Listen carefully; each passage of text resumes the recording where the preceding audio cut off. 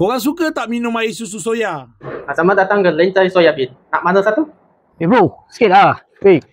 Sikit lah bro. Kau tadi sikit. Beli lah. Mana nak beli soya Lenzai ni? Soya Lenzai ni ada kat Malim. Kat Malim? Ni, beri aku. Bro, dia ada. Dia dah ada halal daripada JAKIM. Memang terbaik.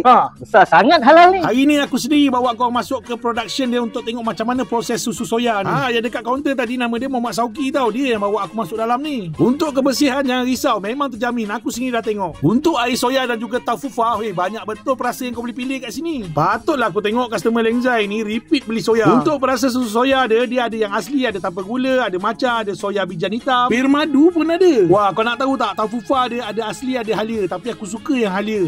Kesihatan tau. Untuk anak-anak muda mesti suka taufufa matcha kan. Taufufa black sesame. Macam mana, nak try tak? Aku percaya bila kau orang dah try mesti kau repeat lagi. Lagi-lagi jelly herba asli ni. Semuanya untuk kesihatan, sejuk je badan. Kalau kau jumpa jenama Lenzai Soy Bean ni dekat luar, jangan was-was, boleh beli, tak ada masalah. Kepada yang peniaga-peniaga tu rasa nak beli banyak-banyak letak kat kedai, boleh datang sini. Ini best, dia ada pack powder tau, boleh bancuh sendiri kat rumah.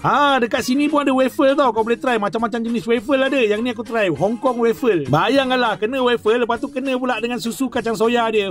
Nala. Yang tanya-tanya tu dekat mana Lenzai Soy Bean ni, kau waste je dekat Malim Jaya Melaka tu, confirm sampai.